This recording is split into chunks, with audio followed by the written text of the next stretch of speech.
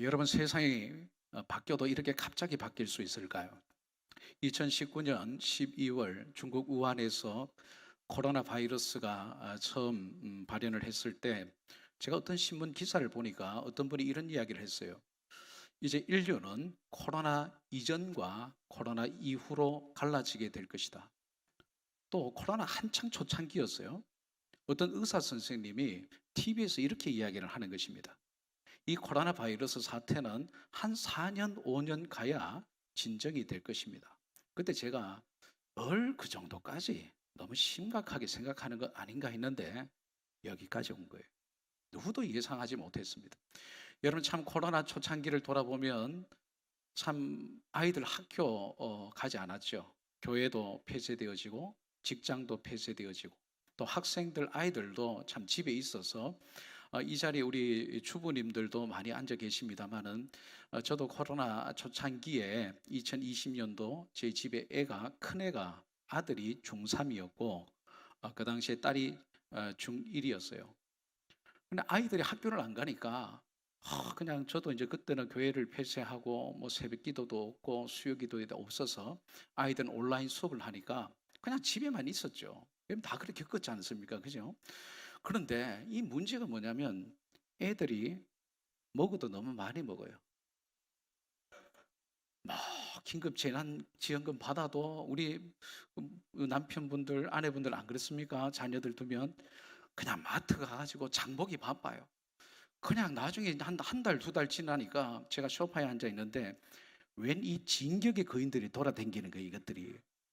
아니 계속 옆으로 불어나가고 밥을 먹어도 너무 많이 먹고 돌아서면 장보기 바쁘고 저도 고향이 경상북도 영주 시골에서 자랐습니다. 그래서 제가 어느 날 이 해도 너무 밥을 너무 많이 먹는다. 이거는 뭔가가 문제 있다. 그래서 제가 약국에 가서 해충약을 사왔어요. 해충약을 사와가지고 우리 집사람 설거지하는데 일단 당신부터 먹어라. 부식비를 아껴야 된다 그래가지고 설거지하는 우리 집사람의 입에다가 해충약 넣고 애들한테 해충약 다 먹어라. 이건 배에 해충이 들어가지고 밥을 먹어도 이렇게 많이 먹을 수 있나? 이 진격의 거인들이 돌아다니고 그랬었어요. 그리고 여러분 참 이게 코로나 폐쇄될 때가 2020년 2월 그때 많은 교회들이 어려움 속에 결정을 했죠. 저도 그때 당에 긴급 당회를 해서 우리 장로님들하고 교회를 우리도 폐쇄를 해야 되겠다. 그렇게 공지를 한 그날 밤에 사실 잠을 이룰 수 없었어요. 그 당시만 해도 이런 세상이 올 줄 몰랐으니까요. 한 번도 경험해 보지 못한 세상이었잖아요. 그날 밤에 제가 당회 결정을 하고 우리 교회도 교회를 폐쇄하는 예배를 중단하는데 결정을 하고 난 뒤에 그날 밤 하나님 앞에서 목양실에서 또 밤을 이루지 못하면서 잠을 못 자면서 하나님 이 결정이 과연 맞을까요? 아마 우리 대산 교회 당회에서도 많은 고민을 하셨을 거예요. 참 이제 예배가 회복된 지도 저희 교회도 좀 지났습니다만은 잠정 폐쇄하고 나서 2020년 4월부터 예배를 점점 회복하기 시작했는데 숫자 회복이 잘 안 되죠. 근데 저도 지금 잊을 수 없는 것은 이제 예배를 중단하고 교회 폐쇄할 때에 이제 본당에 올라와서 설교 녹화를 해야 되잖아요. 이 본당에 딱 서 있는데 이 부목사는 이제 방송실에서 혼자 이제 녹화를 하고 저는 혼자 설교를 하는데 성도님들 앉아 있는 자리에 얼굴들이 다 보이는 거예요. 목사로서 설교하는 것이 얼마나 영광스러운지 저는 압니다. 그리고 예배가 얼마나 귀한 것인지 마음껏 이렇게 찬양하고 기도하는 것이 얼마나 감사한 것인지 알면서도 정작 그때 첫 녹화하는 그 본당에 섰는데 목이 메이더라고요. 성도들의 얼굴, 그 자리에 앉아있던 성도들의 얼굴이 하나하나 눈에 들어와요. 성도들도 이제 두 달 뒤에 예배가 회복되어지면서 찬송 부를 때에 아마 우리 대산교회 성도들도 그러지 않았겠어요? 그냥 예배를 드리는데 전부 다 눈에서 눈물이 주르륵 흐르고 대표 기도하는 장로님들의 목소리도 떨리는 거예요. 하나님, 우리가 예배가 이렇게 귀한 것인 줄 이제 몰랐습니다. 예배가 중단되어지고 예배가 회복되어지고 이제 기도회가 회복되어지고 찬송 마음껏 부르는 것이 얼마나 귀하고 은혜인지 이제 우리가 뼈저리게 느낍니다.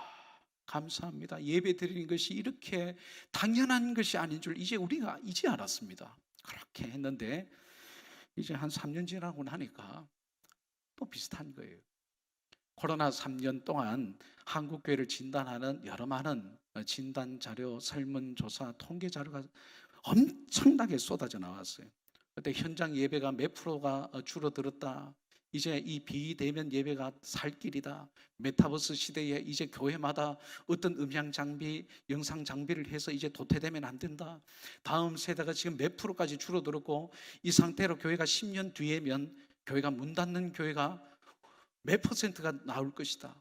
한국교회 앞으로 5년, 10년 뒤이면 자연적 이 인구 감소와 함께 교회 중에서 절반 이상의 교회가 문을 닫을 것이다. 뭐 엄청난 진단 자료가 쏟아져 나왔어요.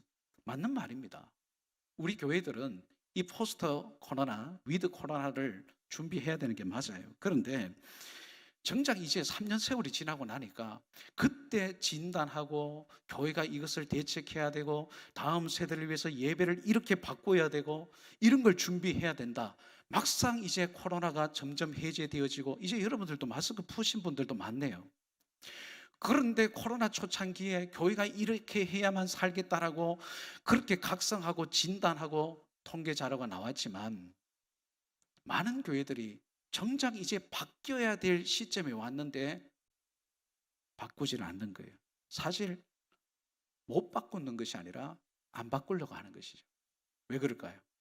이미 코로나 이전에 몸에 익숙해져 있는 우리 예배 그리고 전도 다음 세대 교육을 이제 3년 동안 많은 진단 자료와 대책 자료가 나왔지만은 바꾸려고 하니까 익숙한 게 좋은 거죠.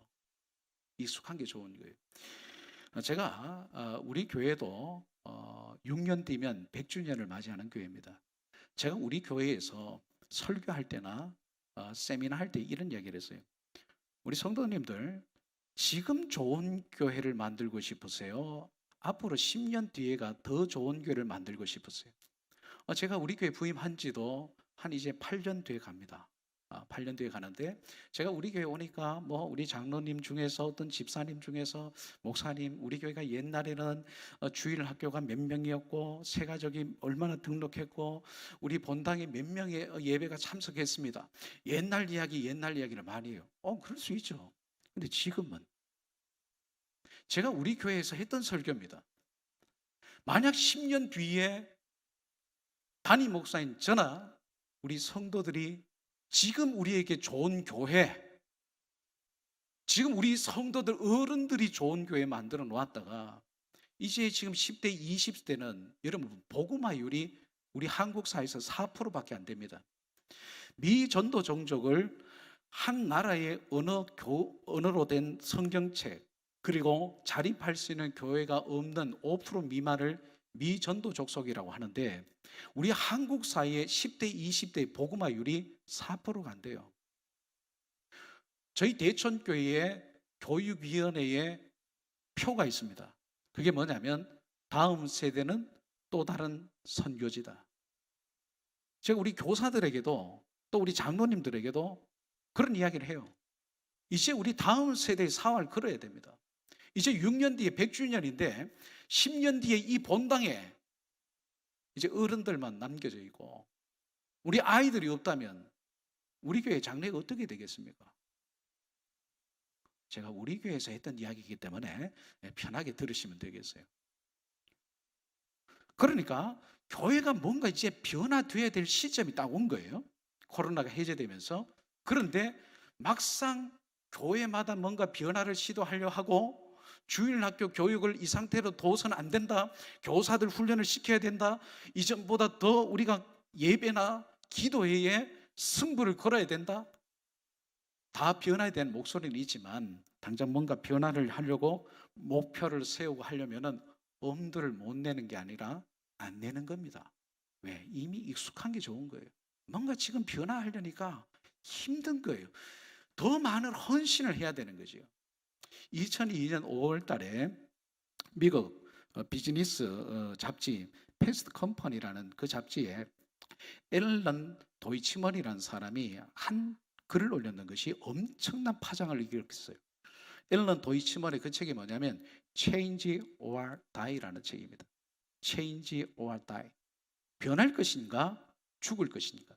그 책에서 앨런 도이치먼이 무슨 이야기를 하냐면 큰 변화가 필요하다면 삶과 죽음의 선택 앞에서 많은 사람들이 그리고 리더들이 그냥 죽음을 선택한다는 거예요.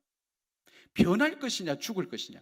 예를 들어서 그 사람이 그 책에서 무슨 이야기를 했냐면 미국에 심장 우회 수술을 한 1,500만 명을 조사를 해보았더만 그 사람들 중에서 이제 식단을 좀 바꾸고 생활 습관을 바꾸고 운동을 하면 90% 이상을 살 수 있대요. 그런데 그걸 안 한다는 거예요. 90%는 식단만 바꾸고 운동만 해도 살아날 수 있는데 예전에 익숙한 게 좋으니까 생활 습관, 식단 조절, 운동 안 하다가 그냥 죽음을 선택한다는 거예요. 이게 change or die인 것입니다. 변할 것인가 죽을 것인가. 이것은 개인의 건강뿐만 아니라 조직, 교회도 마찬가지입니다. 저희 대천교회도 그렇고 우리 대산교회다 그렇다고 생각하고 이 지역에 있는 우리 많은 지역교회와 한국교회도 똑같은 선택의 기로에 놓여 있다고 생각합니다. 변할 것인가 죽을 것인가. 이 변화의 기회를 우리가 잡지 못하면 그 변화를 시도하지 않으면 그냥 세상보다 못한 조직이 되어서 교회는 도태되고 말 것입니다.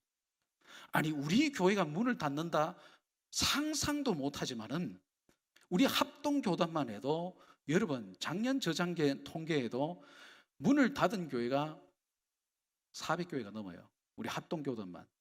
미국에서는 10만 교회가 문을 닫았다는 통계가 있습니다. 그러니까 우리가 경각심이 필요해요. 그러면 우리가 어떻게 해야 교회를 살리고 다음 세대를 살릴 수 있을까? 저는 대안도 필요하다고 생각합니다. 필요하면 시설 투자도 필요하다고 생각해요. 어떤 반복론도 필요하고요. 메타버스 시대에 어떤 영상 장비, 음향 장비 뭐 필요하다. 저도 동의를 하지만 비본질이 본질을 대신할 수 없습니다. 제가 1996년 1월 달에 교육 전도사를 시작해서 지금까지 목회 여정을 계속 달려왔어요. 제가 어느덧 목회 여정이 26년이 됩니다. 그래 안 돼 보이시는 모양이죠. 감사합니다. 26년의 목회 여정을 지금까지 달려오면서 제 목회 소신이 하나 있어요. 그것은 뭐냐면 신앙의 본질에 승부를 걸면 교회는 산다는 것입니다.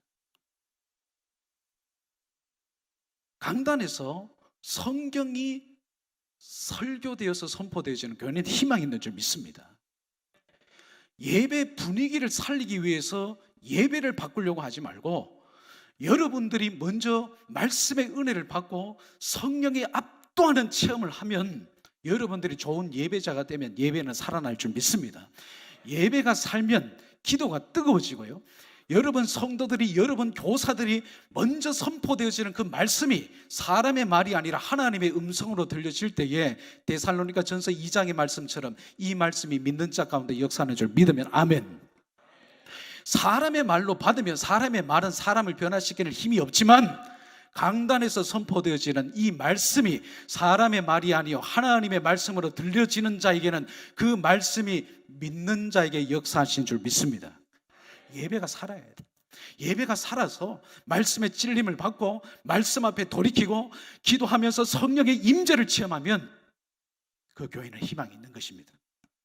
전도 안 되는 게 아니고요, 안 하는 것입니다. 한번 생각해 보세요. 전도 힘들죠. 저희 교회도 이제 전도 시스템을 구축하려고 하는데 전도위원장 장로님이 제가 한 2주 전에 앞으로 올해 전도 축제는 이런 기획을 통해서 이런 시스템으로 이런 프로그램을 한번 도입할 겁니다. 우리 교회만의 전도 시스템을 구축할 겁니다. 아니 젊은 장로님인데 듣다가 목사님 이 장로가 믿음 없는 소리인지 모르겠습니다만은 이게 되겠습니까? 제가 뭐라 했는지 압니까? 저는 실패를 두려워하지 않습니다. 하나님이 하시면 됩니다. 전도축제 여러분도 많이 하셨잖아요. 힘쓰고 애써도 뭐 오는 사람이 오는 사람이고, 어떤 교회를 보니까 이 전도 대상자 품앗이도 하더라고. 너들 교회 전도 축제 할 때 내 가줄 테니까 네 우리 교회 와라. 그래서 서로 막 전도 축제 때 막 교인들끼리 서로 막 품앗이 해주고 막 그런 교회도 있다는데, 제가 우리 교인들 보고 그러지 말아야겠어요. 그런데 전도 축제를 위해서 기도하고 대각성 부흥회하고 특별 새벽 기도하고 수요 성령 축제하고 릴레이 기도회하고 전도하고, 아니 전도 축제할 때 많이 안 올 수도 있죠. 그런데 하나님이 다 기억하십니다. 영혼 살리기 위해서, 다음 세대를 살리기 위해서 눈물을 흘리고 땀을 쏟고 기도의 씨앗을 뿌리고 말씀의 씨앗을 뿌리면 하나님이 때가 되면 보내주신 줄 믿습니다. 저는 우리 대천교회에서 전도 축제하면서, 그래서 제가 그 전도위원장 장로님한테 했어요. 전도 축제 당일날 많이 안 오더라도 장로님 경험하신 거 아니냐고.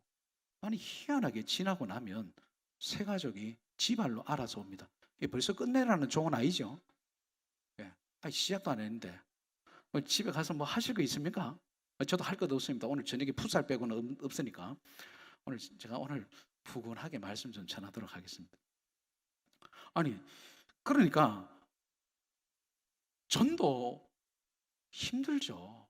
이 코로나 중에 코로나 바이러스의 확산의 주범은 교회다.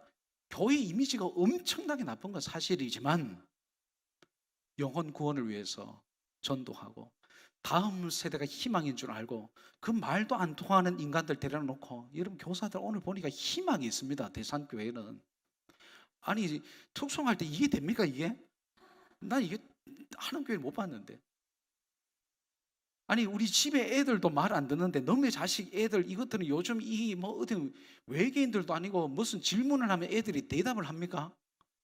아니 이것들은 무슨 질문을 하면 질문도 안 해요. 근데 이 족속들은 희한한 족속들이, 다음 세대가 오프라인상에서는 만나서는 분방 공부 시간에 뭘 물어도 대답도 안 해요. 그런데 희한한 것들이 카톡하면 그렇게 많이 답을 끼를 한게요. 카톡하면 이만큼 와요. 이만큼. 만나면 또 이야기를 안 하네. 생판 말도 안 들어. 집에 아들 같으면 패기라도 패지만 너의 귀한 자식 어떻게 두들겨 패 수가 있겠어요? 여러분 교사들 많이 애쓰시는데, 저는 본질로 돌아가면 다음 세대를 위하여, 교회 부흥을 위하여 정말 강단에서 성경으로 선포되어지고 주일학교 아이들을 위해서 씨름하고 그 아이들의 영혼을 위해서 눈물 흘리고 기도하는 그런 성도, 그런 교회, 그런 교사, 그런 직분자가 있다면 반드시 하나님 역사해 주신 줄 믿습니다. 교회 위치가 중요한 게 아니더라고요. 교회 어떤 시설 분위기가 중요한 게 아니더라고요. 세례 요한처럼 광야에 외치는 자의 소리가 되면, 광야라 할지라도 하나님께서 그 교회의 그릇을 보시고 하나님께서 본질의 승부를 걸고 하나님의 영광 위해서 예배의 목숨을 걸고 성경을 배우고 성경을 가르치는 교회는 하나님께서 채워주신 줄 믿습니다. 자, 그러면 우리가 신앙의 본질로 돌아가는 게 뭘까? 저는 오늘 본문에 이 에녹의 동행을 함께 살펴보고자 하는 것입니다. 오늘 창세기 5장을 보면 에녹이 하나님과 동행했더라, 두 번 그렇게 동행에 대해서 이야기하는데, 이 동행하다는 이 히브리어 단어는 할라크라는 단어입니다. 이 할라크라는 단어는 산책하다, 함께 걷다는 뜻을 가지고 있는 단어예요. 그런데 이 단어의 깊은 또 뜻은 뭐냐면, 부부끼리 서로 부둥지 않으면서 함께 그 길을 오래 걷는 아주 친밀한 단어가 오늘 창세기 5장에 에녹이 하나님과 동행했다, 그 할라크라는 히브리 단어의 의미입니다. 그래서 여러분 그렇잖아요. 우리 장로님, 연세 드신 권사님, 집사님들 부부간에 한 해 오래 참 부부간에 살아오면 참 걸음걸이도 닮더라고요. 부부끼리는 멀리서 잃어보면 걸음걸이도 닮고요, 전화하면 목소리도 닮아요. 심지어는 부부가 오래 살다 보면 생김새도 닮아요. 별로 안 좋아하시는 건데요. 이게 할라크, 동행이라는 의미예요. 그러면 이 에녹이 언제 하나님과 동행하기로 결단을 했을까? 에녹이 하나님과 동행하게 된 결정적인 인생의 터닝 포인트가 있었어요. 그것이 뭐냐면, 자, 창세기 3장에 아담이 타락한 이후에 창세기 4장을 보면 가인의 후손의 명단이 나타나 있습니다. 가인에게는 3명의 아들이 있었는데 첫째 아들의 이름이 야발입니다. 이 야발은 육축하는 자의 조상이 되었더라. 이 육축을 통해서 엄청난 부를 축적했어요. 그래서 이 야발은 부를 상징하는, 돈을 상징하는 인물이고, 그리고 그의 동생 유발이 있습니다. 이 유발은 수금과 퉁소 부는 자의 조상이라 그랬어요. 아마 유흥을 즐긴 거죠. 쉽게 말하면 요즘 밴드 딴따라예요. 그러니까 이 유발은 아주 쾌락의 상징이라 할 수 있어요. 그리고 배다른 동생 두발 가인이라는 사람이 있는데, 이 두발 가인은 각종 동철로 아주 날카로운 기계를 만드는 자라 그랬어요. 근데 여기서 날카로운 기계라는 것은 무기를 말하는 것입니다. 두발 가인은 무기를 만들어서 사람들을 죽이고 약탈하고 전쟁을 일삼는 사람이에요. 그래서 이 라멕의 3명의 아들, 자, 야발은 돈, 유발은 쾌락, 요즘 말하면 섹스를 할 수 있겠죠. 두발 가인은 바로 권력이에요. 전쟁이에요. 그러니까 이 가인의 후손들은 자기들의 문화를 만들면서 엄청나게 타락했어요. 돈이 최고고 쾌락이 최고고 힘을 길러서 남을 죽이고 약탈하는 그 시대가 엄청나게 부패하고 타락했기 때문에 하나님께서 노아 홍수로 물 심판할 수밖에 없는 그 지경에 이르렀어요. 그런데 노아의 증조부가 누구냐면 오늘 본문의 에녹입니다.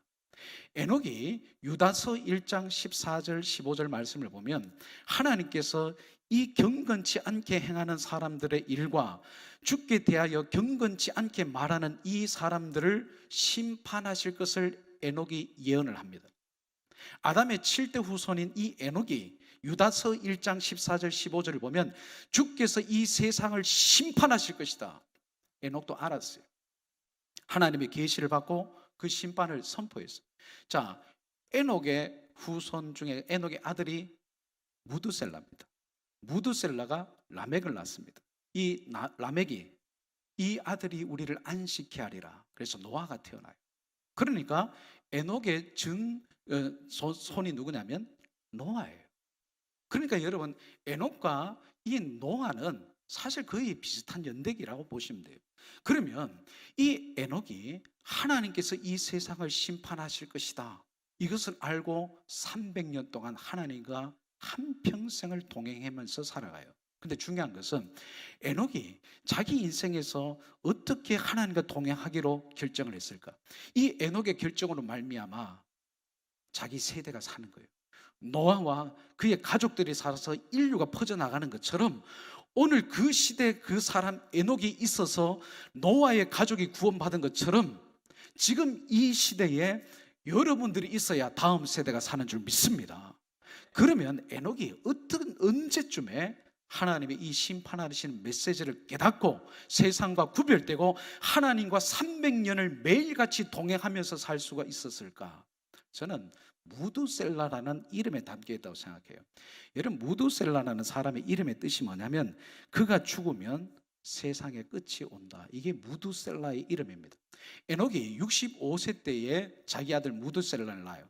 하필은 왜 이름이 무두셀라일까?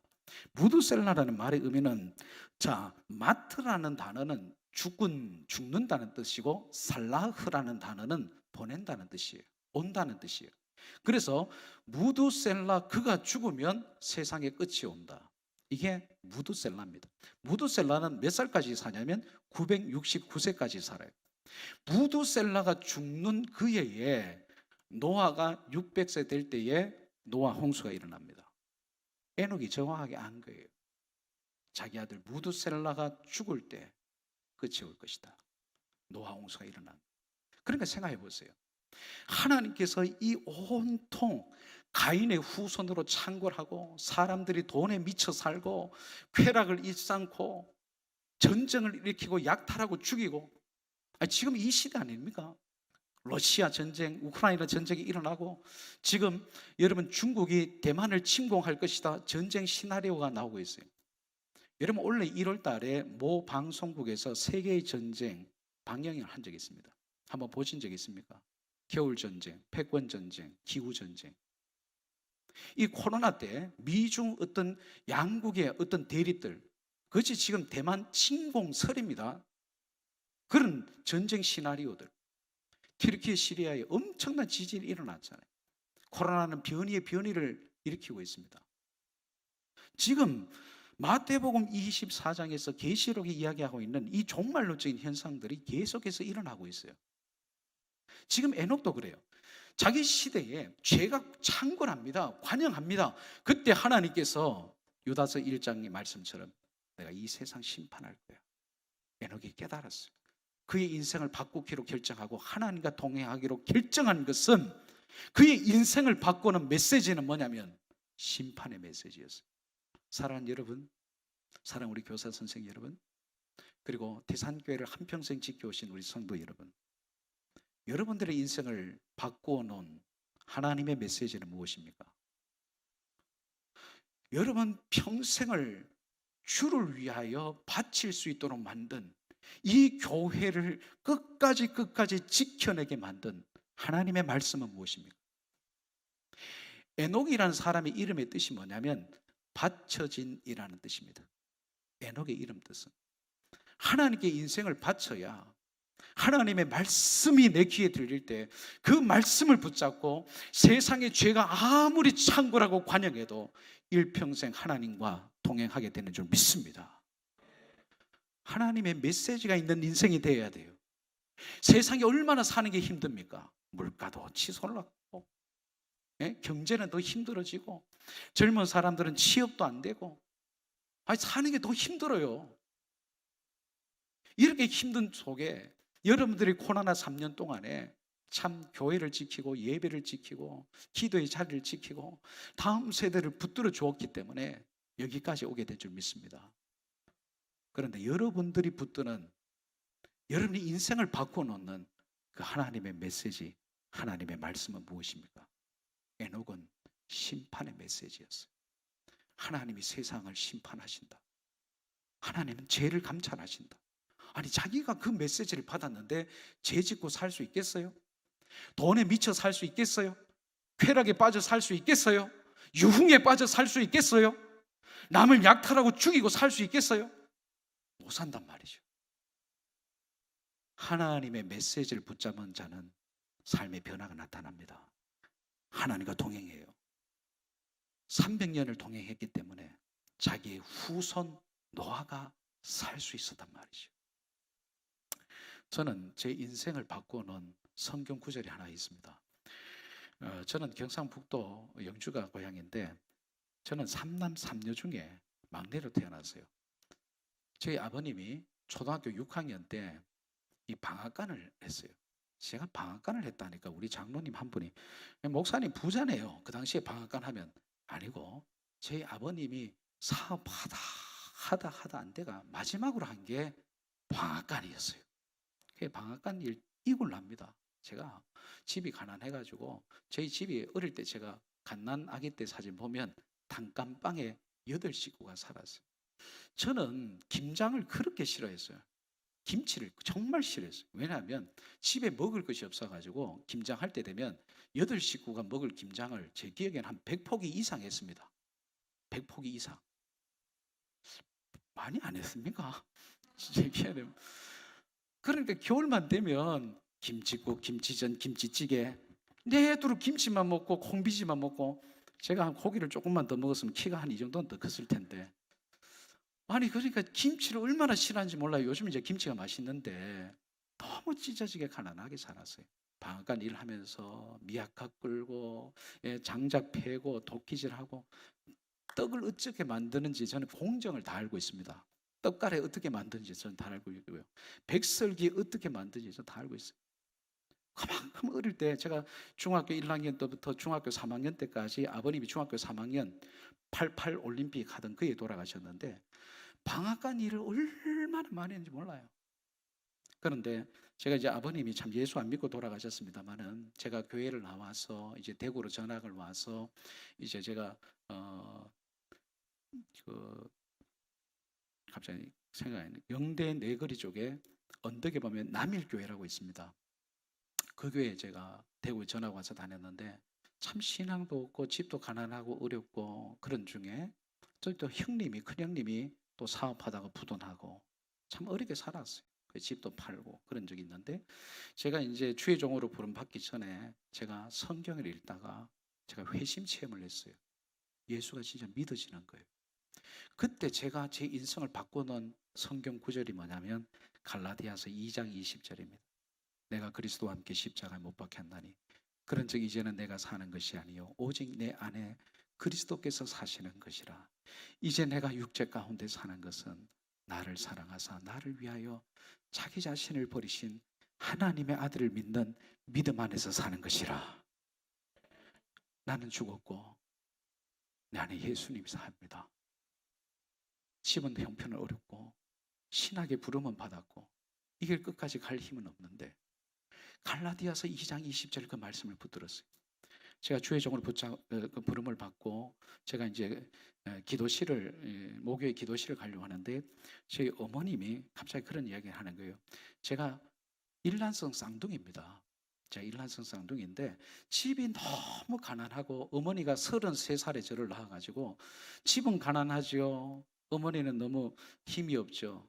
그래서 저를 3개월만 모유를 먹이고 이모집에 제가 1년 반을 컸어요. 이모를 제가 엄마라고 불렀대요. 그래서 어머니 아버지가 저를 보러 오면 제가 엄마한테는 낯설다고 안 가고 이모한테 안기고 그래 어머님이 그렇게 많이 우셨대요.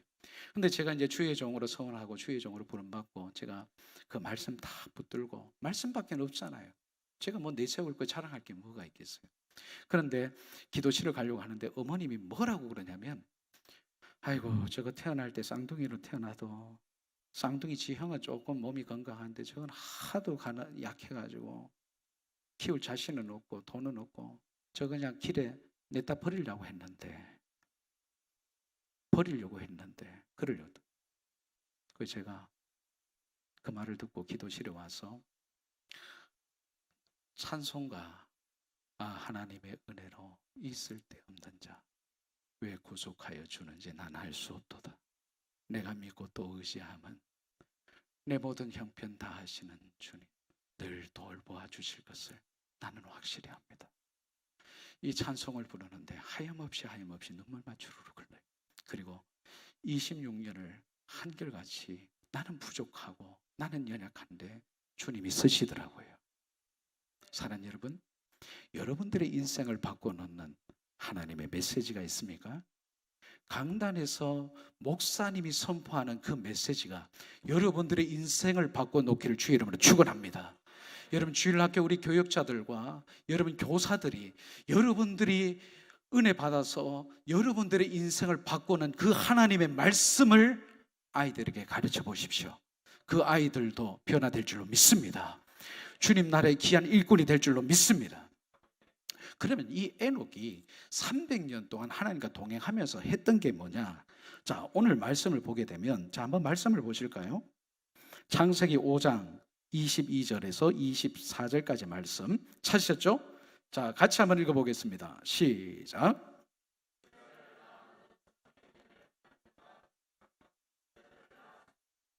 그는 365세를 살았더라. 에녹이 하나님과 동행하더니 하나님이 그를 데려가심으로 세상에 있지 아니하였더라. 자, 여기서 보면 300년 동안 하나님과 동행하면서 에녹이 했던 게 뭡니까? 자녀를 낳았다는 것밖에 없어요. 근데 이 자녀들이라고 복수라가 되어 있는데 자, 하나님과 동행함이 먼저 나와 있고 그리고 자녀를 양육함이 뒤에 나온다는 것을 주목하십시오. 300년 동안 하나님과 동행했다고 하니까 무슨 삼층천을 보고 무슨 초자연적인 기적을 체험하고 무슨 환상을 보고 이게 아니고요. 300년 동안 하나님과 한결같이 동행하면서 했던 거라고는 자녀 낳는 것밖에 기록이 없어요. 그런데 히브리서 11장에서는 하나님을 기쁘시게 했다는 거예요. 이게 여러분 우리 부모 세대 그리고 우리 교사들에게 던지는 메시지가 있다고 생각합니다. 그게 뭘까요? 하나님과 동행하는 사람은 영향력이 있습니다. 여러분들이 다음 세대에게 본이 되어 주십시오. 예배드리는 모습, 기도하는 모습. 그리고 이 코로나 중에 제가 오늘도 그걸 설교했어요. 우리 교회에서. 앞으로 이 코로나 같은 사태가 또 일어나게 될 것입니다. 내가 예언하는 것이 아니고 많은 사람들이 경고하는 것이 그것이 않습니까? 코로나 3년 동안 우리는 이미 학습한 게 있어요. 또 코로나 같은 이런 전염병 팬데믹 상황이 발생하면 또 교회는 멈춰지게 될 것이다. 예배가 또 폐쇄될 것이다. 우리는 이미 학습되어졌습니다. 그때 여러분들 힘들고 어려워도 예배가 목숨인 줄 알고 예배의 자리를 지키고 다음 세대의 아이들, 정말 그 아이들의 10년, 20년을 바라보고 대산교회 앞으로 20년, 30년을 바라보고 울며 씨를 뿌리는, 그렇게 하나님과 동행하는 그 한 사람은 여러분 가정에 영향력을 끼칩니다. 주일 학교, 저 유치부, 유초등부, 중고등부 우리 청년들에게 여러분들의 경건한 삶의 모습, 하나님과 동행하면서 예배하고 정말 찬송을 부르고 기도하고 헌신하고 헌금하는 그 모습은 영향력이 될 줄 믿습니다. 하나님과 동행하는 사람은 영향력을 끼쳐요. 그게 교회를 살린다니까요. 거기에 교회의 영적인 생명력이 불어넣어지는 것입니다. 다음 세대의 희망은 사실 우리 부모 세대에게 있어요. 여러분 교사들에게 있어요. 예배드리다 똑바로 앉아라, 똑바로 앉아라. 그러면서 자기는 막 스마트폰 보고 막 딴짓하고. 그러지 마시고, 여러분들 오늘 주일날 예배에 말씀의 은혜 받으셨을 거예요. 한 주 동안 여러분 그 말씀 다시 묵상하세요. 말씀 앞에 엎드리세요. 내가 이 말씀대로 살기 위해서, 순종하기 위해서 하나님과 동행하면서 정말 교회와 다음 세대와 자녀를 양육하면 그 아이들이 바뀝니다. 그 아이들이 바뀝니다. 자, 이제 마지막으로, 자, 에녹이 이렇게 하나님과 동행하면서 그의 인생이 바뀌어졌을 때 하나님의 평가가 무엇인가? 오늘 히브리서 11장 6절을 보세요. 믿음이 없이는 하나님을 기쁘시게 하지 못하나니 하나님께 나아가는 자는 반드시 그가 계신 것과 또한 그가 자기를 찾는 자들에게 상 주시는 이심을 믿어야 할지니라. 창세기 5장에 하나님과 동행한다는 이 단어를 히브리서 11장에는 하나님을 기쁘시게 했다는 말로 번역되어졌다고 보면 됩니다. 그런데 자, 하나님을 기쁘시게 하는 자에게는 하나님이 반드시 보상하십니다. 상급을 주십니다. 하나님께서 그 가정에 복을 주세요. 여러분들이 수고하고 희생하고 헌신한 것 하나님은 다 기억하시는 줄 믿습니다. 제가 우리 교회 표 2가지가 있어요. 한번 따라 하십시다. 하나님만 아시면 됩니다. 하나님이 하시면 됩니다. 저는 이 2가지를 늘 이야기해요. 하나님만 아시면 돼요. 아이고, 목사님이 내가 이렇게 수고하고 교사로 헌신하고 내가 저 주방에서 차량 봉사를 이렇게 수고하고 애쓰고 하는데 우리 당회에서도 인정도 안 해주고 왜 안 알아주나? 하나님만 아시면 됩니다. 하나님이 하시면 된다는 것은, 자, 하나님이 역사하실 수 있는 믿음만 있으면 하나님은 그 믿음의 보상을 해주신단 말이에요. 그러면 하나님을 기쁘시게 하는 믿음은 뭐냐? 오늘 11장 6절에서 2가지를 말씀하고 있는데, 첫 번째는, 자, 다시 말씀을 보세요. 하나님께 나아가는 자는 반드시 첫 번째 그가 계신 것과 하나님이 존재한다는 믿음만 있으면 하나님 그 믿음 기뻐하십니다. 여러분 물어보겠습니다. 하나님이 살아계심을 믿습니까? 아이고, 당연한 거죠. 그런데 정말 믿습니까?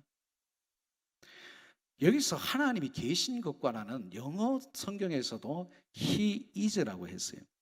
헬라어 단어에서는 에스틴이라고 그냥 그 단어만 씁니다. 그냥 하나님은 존재한다, 하나님은 살아계신다. 그런데 대부분의 우리 성도들이, 다음 세대가 하나님이 존재한다, 하나님이 살아계신다, 하나님이 창조주이시다, 하나님이 인간의 생사하복을 주장하시고 한 나라의 흥망성쇠를 결정하실 수 있는 하나님이시다, 하나님이 주권의 하나님이시고 몸도 영혼도 능히 지옥불에 멸하실 수 있는 하나님이시다, 그 하나님의 살아계심을 두려워할 줄 알면 하나님에 대한 경외심이 있습니다. 하나님의 존재를 믿어야 하나님에 대한 경외심이 있어요. 그 하나님에 대한 경외심만 있어도 세상 따라 살지 않습니다. 믿음 따라 사는 거예요. 그 믿음을 하나님께서 보상하시고 하나님께서 축복해 주시는 줄 믿습니다. 이게 하나님이 기뻐하시는 믿음이에요. 하나님의 살아계심을 믿으십시오. 하나님의 존재를 믿으십시오.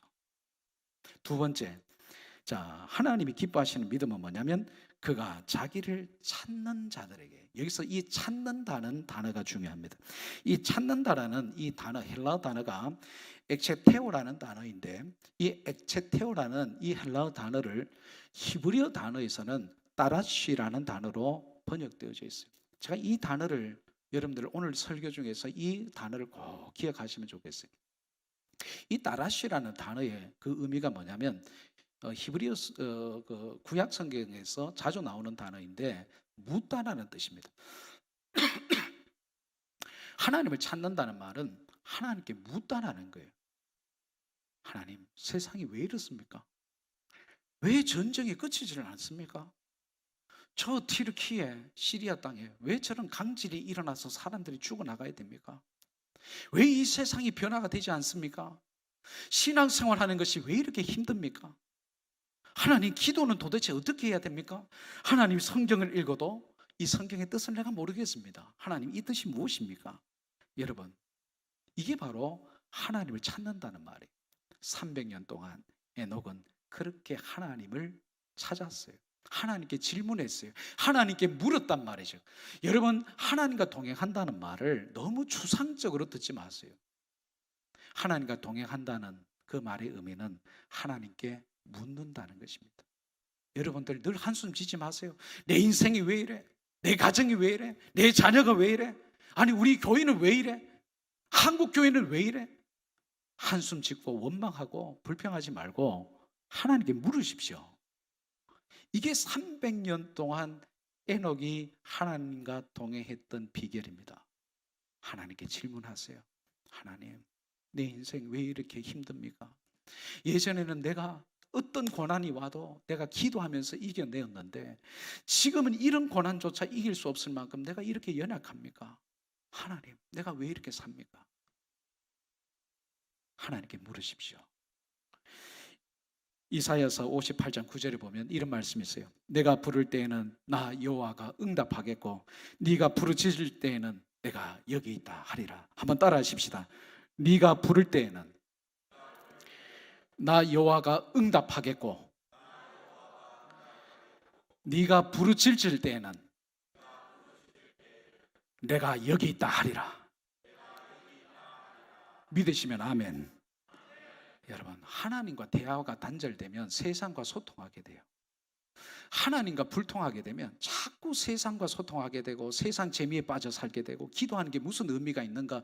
예배 드리는 게 무슨 의미가 있는가? 내가 교회에 헌금하고 충성하는 게 무슨 의미가 있는가? 자꾸 신앙이 더 약해지는 거예요. 하나님과 소통할 수 있기를 바랍니다. 하나님께 물으세요. 하나님께 질문하세요. 하나님이 응답해 주십니다. 내가 여기 있다. 너 힘들지? 너 한숨 짓고 있지? 네가 너무 연약한 건 내가 너무 잘 알아. 네가 교회를 지키기 위해서 얼마나 눈물로 기도했는지 내가 다 지켜보았다. 네가 부르짖을 때에 나 여호와가 응답해 주겠다. 하나님의 응답이 있습니다. 사랑하는 여러분, 이 에녹의 삶 특별한 게 있습니까? 특별한 거 없잖아요. 어떻게 보면 구닥다리 같은 인생입니다. 늘 300년 동안 했다는 것은 교회 나가가 찬송 부르고 기도하고 예배드리고 충성하고, 요즘식으로 말하면 그것밖에 다 안 했어요. 그런데 하나님이 뭐라 그러신지 압니까? 내가 너무 기쁘다. 그런 나에게 복을 주겠다.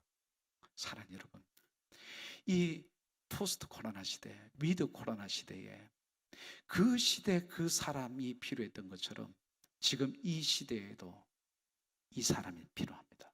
바로 에녹과 같이 하나님과 동행하는 사람, 그 하나님과 동행할 수 있는, 자기 인생의 변화를 일으키는 그 하나님의 메시지를 붙드는 사람, 하나님의 살아계심을, 존재하심을 믿는 사람, 그리고 어떤 고난과 역경 속에서도 한숨 짓지 않고 하나님께 질문하고 묻는 사람, 그 사람이 여러분 되시기를 주의 이름으로 축원합니다.